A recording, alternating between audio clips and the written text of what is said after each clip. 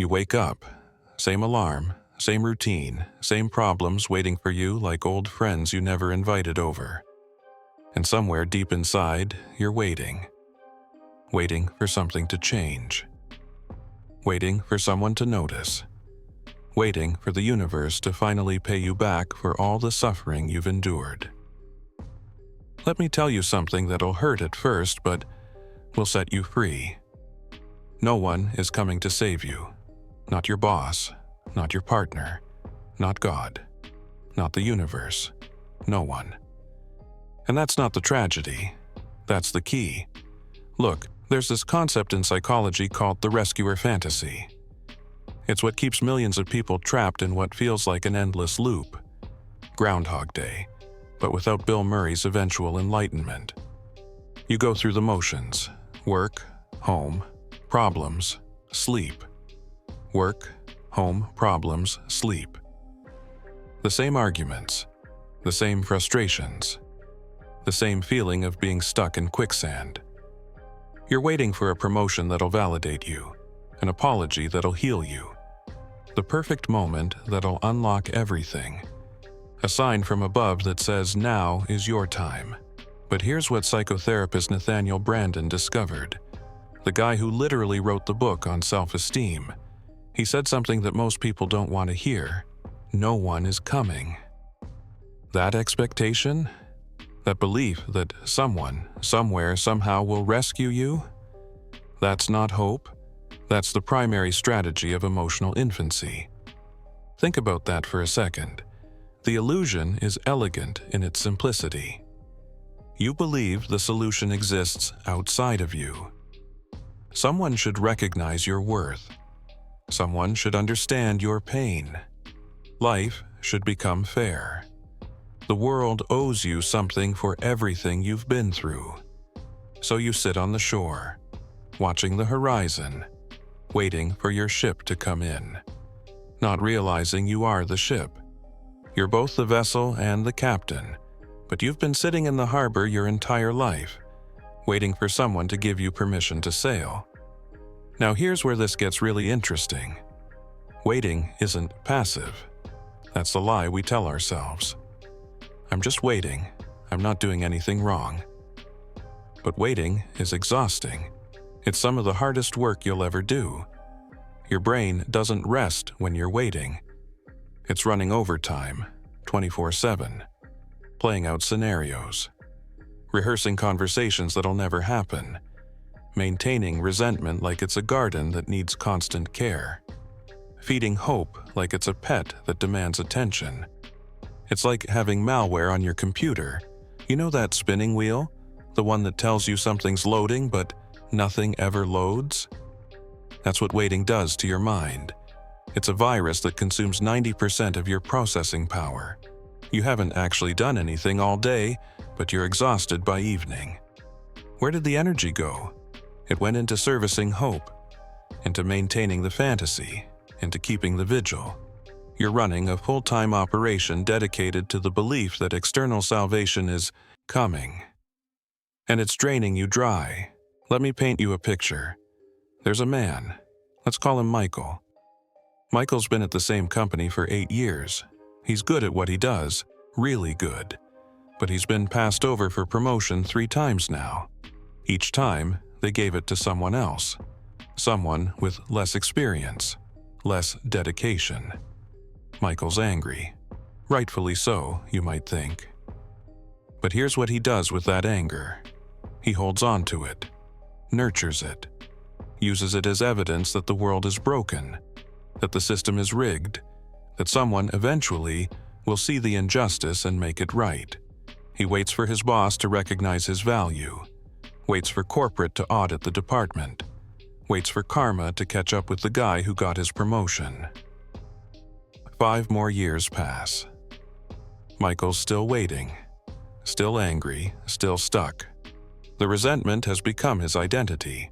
The waiting has become his job. His actual job performance?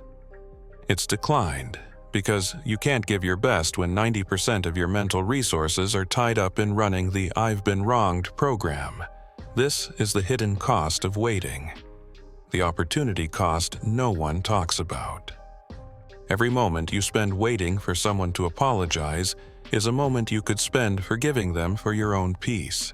Every hour you invest in hoping your boss will notice you is an hour you could invest in making yourself undeniable.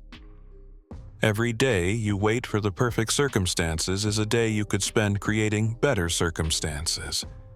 The math is brutal but simple. Waiting multiplies time by 0. Action multiplies time by potential. So, what's the antidote? It's not easy, but it's simple. You have to accept your aloneness in the matter of your own salvation. Not loneliness. Aloneness, there's a difference. Loneliness is the pain of wanting connection.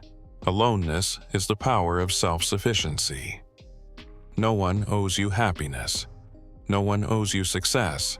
No one owes you recognition or validation or justice. That sounds harsh, I know. But stay with me, because the moment you truly accept this, something shifts. It's like a weight you didn't know you were carrying suddenly falls off your shoulders. Relief comes the instant you decide, I'm closing this account myself. Not waiting for the apology. Choosing to forgive because holding on to anger is poisoning you, not them. Not waiting for external validation. Deciding to validate yourself by investing in your skills, your growth, your value. Not waiting for fair. Creating fair by taking what you need and leaving what you don't. There's a concept in psychology called locus of control. Internal versus external. People with an external locus of control believe their lives are shaped by outside forces, luck, other people, fate. They're leaves in the wind. Beautiful, maybe, but powerless. People with an internal locus of control believe they shape their own lives. They're not arrogant about it. They know there are things beyond their control. But they focus their energy on what they can influence. And here's what research shows. Internal locus of control correlates with better mental health, higher achievement, and greater life satisfaction. Why? Because energy that goes into waiting is energy that's locked up, frozen, useless. Energy that goes into action is energy that multiplies. It creates momentum, opens doors, generates opportunities. Think of it like this. Imagine you have 100 units of energy every day. If you're spending 90 of those units waiting, hoping, resenting, and maintaining the fantasy of external rescue, you've only got 10 units left for actual living. But the moment you stop waiting, all 100 units become available. Instantly, that's not metaphorical. That's how it actually feels. People describe it as suddenly being able to breathe. Colors look brighter.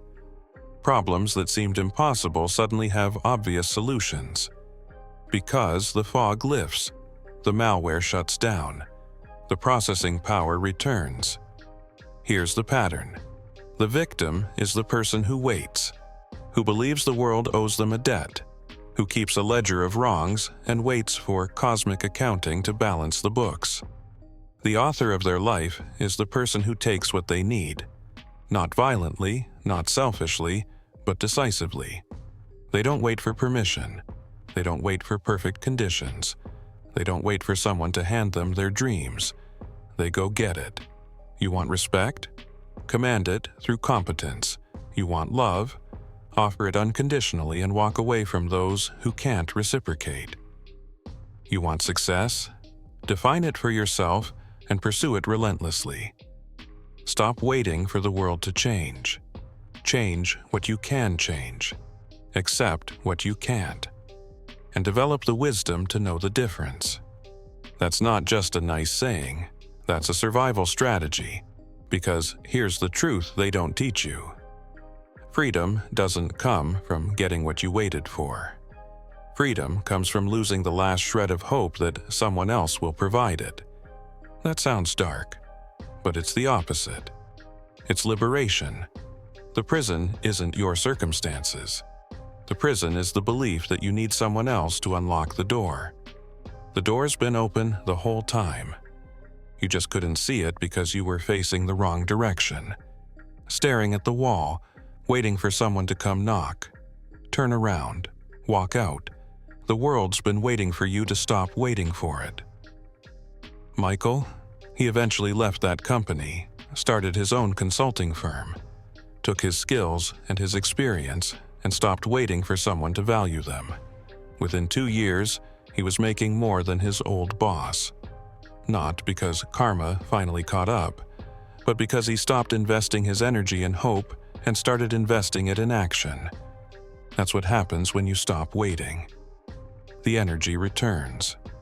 Not gradually. Immediately. Like flipping a switch. You feel it in your body first. Tension you didn't know you were holding releases. Your jaw unclenches. Your shoulders drop. You sleep better. You wake up with purpose instead of dread. Because you're no longer carrying the weight of expectation. You're no longer performing the exhausting labor of waiting. You're free. And freedom isn't the presence of good things. Freedom is the absence of dependence on external circumstances to determine your state of being. You become the circumstance. This isn't about becoming cold or isolated. This is about becoming whole. You can still connect with others, still love, still collaborate, still be part of something bigger than yourself. But you do it from a place of choice, not need, not desperation, not waiting. You do it because you want to, not because you're hoping they'll complete you. You were always complete. You just couldn't see it because you were waiting for someone to tell you. So here's what I want you to sit with tonight. What are you waiting for? Really? Be honest. What external event or person or cosmic justice are you holding out for? What ship are you watching the horizon for? And what would happen if you accepted it's never coming? Not in the way you imagine. Not the way you hoped. What if you stopped waiting right now? Tonight. What if you closed that account? Forgave without waiting for the apology. Started without waiting for permission. Moved forward without waiting for the perfect moment. Who would you become? That person's been there the whole time, waiting for you to stop waiting. This isn't a bug in reality, it's a feature you weren't supposed to see. The truth they don't want you to know, that you are your own salvation. You always were. Now you see it, you can't unsee it. And that changes everything.